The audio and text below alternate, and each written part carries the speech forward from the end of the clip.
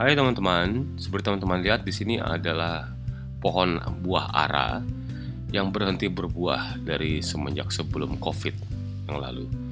Dan keadaannya kadang kelihatan sehat, tumbuh daun, terus kadang-kadang malah nggak ada daunnya sama sekali, tapi herannya tetap hidup gitu.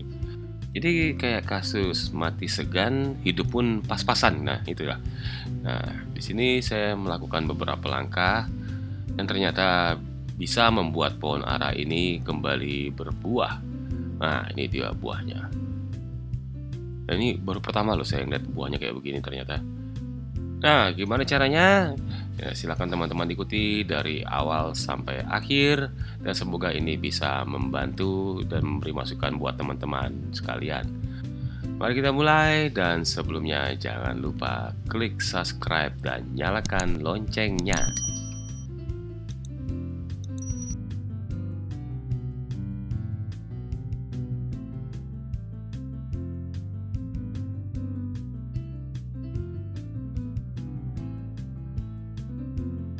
Ya, ini dia tadi pohon aranya, teman-teman. Dan langkah pertama yang saya lakukan adalah memindahkan pohon ara ini ke tempat yang lebih banyak terkena sinar matahari, kebetulan di tengah. Nah, ini dia sekarang keadaannya di sini. Lalu saya beri pupuk daun yang namanya Gandasilde. Akhirnya dia juga bertumbuh daun lebat seperti itu. Lalu saya beri NPK tentunya. NPK yang saya gunakan di sini dari NPK 16, 16, 16, merek apa aja nggak masalah. Akan tetapi setelah lama kemudian ini hanya tumbuh daunnya saja, teman-teman. Terus saya perhatikan di sini, kok tanahnya kayaknya keras banget ya. Akhirnya saya memutuskan untuk membongkar tanah ini dan juga memindahkannya ke tempat yang lebih besar. Nah, ini dia.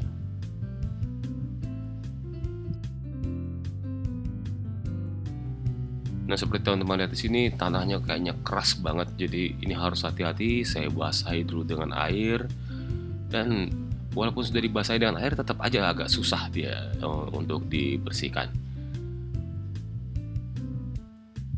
Karena di sini saya berpikirnya kalau akar kecekik ya, jadi kayak terhambat pertumbuhannya. Dan saya sisir pelan-pelan agar tidak melukai akarnya. Tapi juga ya nggak apa-apa juga kalau udah putus 1, 2, 3 gitu lah ya, memang harus begitu. Tapi yang penting pelan-pelan aja, sebisanya tidak merusak bagian dari akarnya ini.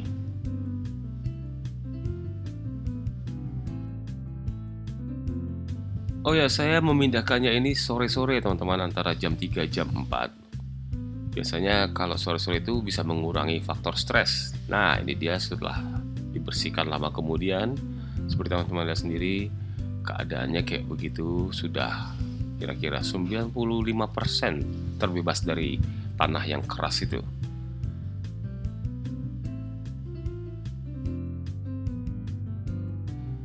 Seperti teman-teman lihat, tidak ada kebusukan pada akar dan tanaman siap dipindahkan. Di sini saya menggunakan media tanam buatan mereknya Pak Tani.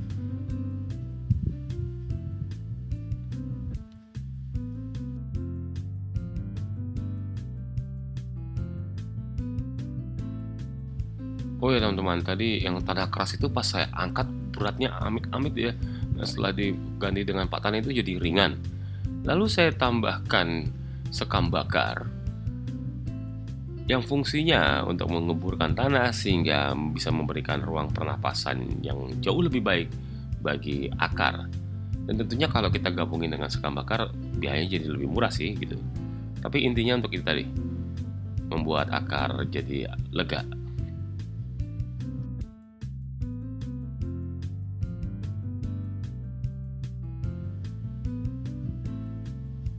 Nah, di sini saya tidak memberikan pupuk apapun ya, karena di tanah suburnya itu udah banyak unsur haranya, takutnya kelebihan malah kalau dikasih. Dan tentunya sebelum dipindahkan dibasahi dulu supaya tanamannya nggak kaget. Ya kan dia tadinya kan di ruangan yang lembab, walaupun tanahnya keras, kalau tiba-tiba masuknya ke tanah yang kering gitu bisa stres nanti.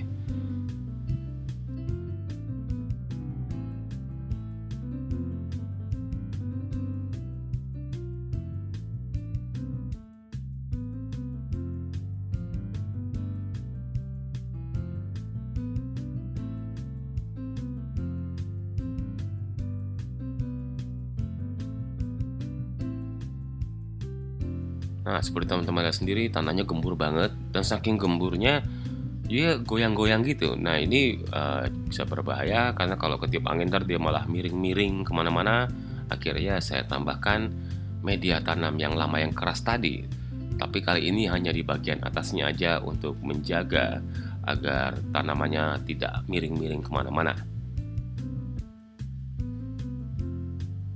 Setelah itu saya berikan plastik mulsa di keesokan harinya yang gunanya untuk menghalangi tanaman-tanaman liar tumbuh di situ.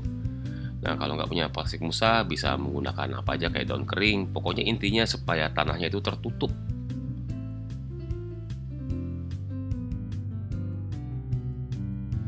Setelah 2 minggu kemudian, keajaiban muncul ya, ada tumbuh tunas-tunas baru teman-teman. Dan ini lihat ya, tunasnya warnanya hijau muda, seger gitu ya. Udah seneng banget tuh, kayaknya berhasil nih. Di sini perawatan yang saya berikan cuma memberikan pupuk daun ganda silbe lagi ya teman-teman, seminggu sekali.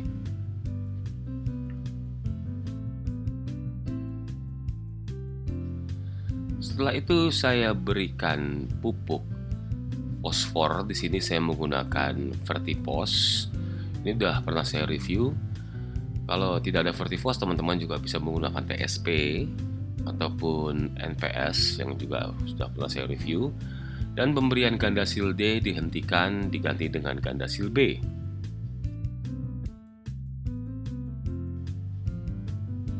Nah, setelah itu ternyata muncul kayak pentol-pentol korek gitu. Coba teman-teman lihat, ternyata inilah buah ara. Ini baru pertama ini loh saya lihat. Oh, bulat gini toh.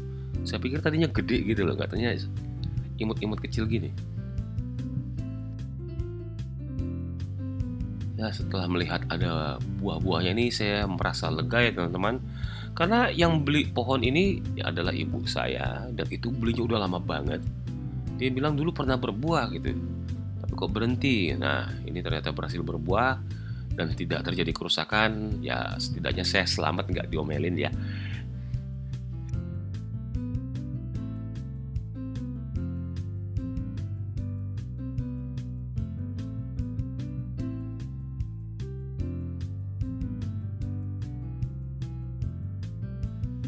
Setelah berbuah seperti ini, saya memberikan pupuk lainnya yaitu pupuk KNO3 putih. Ini kebetulan buatan Pak Tani, tapi ada juga merek lainnya, jadi nggak usah berpatokan sama mereknya teman-teman. Kebetulan saya udah beli ini dan jarang dipakai. Dan alasan yang pentingnya adalah nitrogennya dari KNO3 putih ini terbuat dari nitrat. Dan kebetulan sekarang ini kan masih musim hujan nggak jelas. Nah, nitrat ini tidak menurunkan pH tanah, bahkan saya pernah baca bisa menaikkan. Seperti teman-teman lihat, ini pupuknya gampang banget larut ya. Dan tadi dosisnya saya berikan 1 sendok teh di 1 liter air. Oh ya, perlu diingat juga bahwa KNO3 putih ini isinya cuma nitrogen dan kalium saja. Makanya tadi di depan saya kasih fosfor terlebih dahulu untuk merangsang pembungaan dan pembuahan. Lalu saya berikan sekitar 200 ml dan ini diulangi antara seminggu sampai 10 hari kemudian.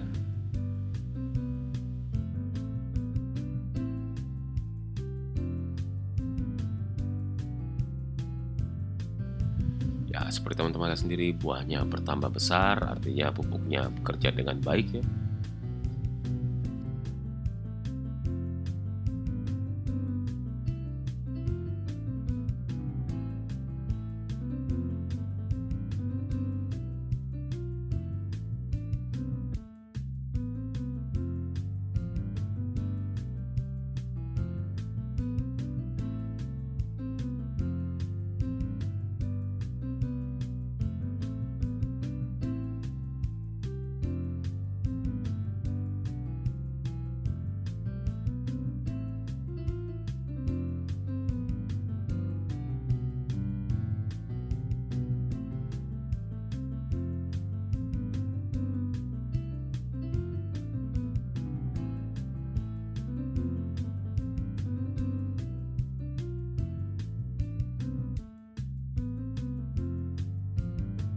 Nah, di sini saya kelupaan ya guys, ini tahu-tahu udah kayak babak belur begitu, jangan-jangan busuk ya?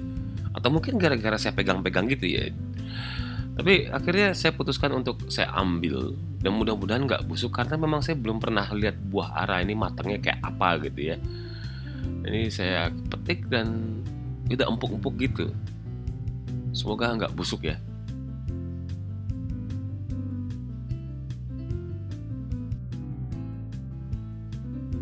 Ya, ternyata aman teman-teman, tidak busuk, tidak ada ulat, tidak ada yang aneh-aneh, dan inilah buah ara. Seumur-umur baru ini saya lihat buah ara, dan itu mirip banget kayak jambu kluthuk kalau dibelah dua ya teman-teman ya. Oke teman-teman, demikianlah video kali ini dan semoga ini bisa berguna dan bermanfaat buat teman-teman sekalian. Juga bisa dicoba kalau misalnya teman-teman punya pohon lain yang tidak berbuah, bisa diikuti step by stepnya ini. Yang penting dipastikan tanaman itu terkena sinar matahari dengan baik. Juga dilihat dari jenis tanamannya, karena tanaman itu beda-beda kebutuhan media tanamnya teman-teman. Ada yang cocok di tanah berpasir, tanah yang gembur tapi nggak berpasir, ataupun tanah yang keras. Lalu juga pemilihan pupuk yang tepat sesuai dengan dosis yang tepat sangat membantu perkembangan baik dari pertumbuhan tanaman dan juga masa pembuahan. Oke teman-teman, demikianlah dari saya dan semoga ini bermanfaat dan berguna. Tetap pantau channel ini dan bagi yang baru datang bisa mendukung kami dengan subscribe channel ini dan juga menyalakan loncengnya. Dengan begitu akan mendapatkan notifikasi kalau kami membuat video baru. Juga bisa mendukung kami dengan men-share-nya di sosial media lainnya. Dengan begitu akan membantu teman-teman lainnya bila mencari info yang serupa. Juga terima kasih kepada teman-teman yang telah mendukung channel ini selama ini, karena channel ini tidak bisa berkembang tanpa dukungan kalian. Sekali lagi terima kasih semuanya, sampai jumpa.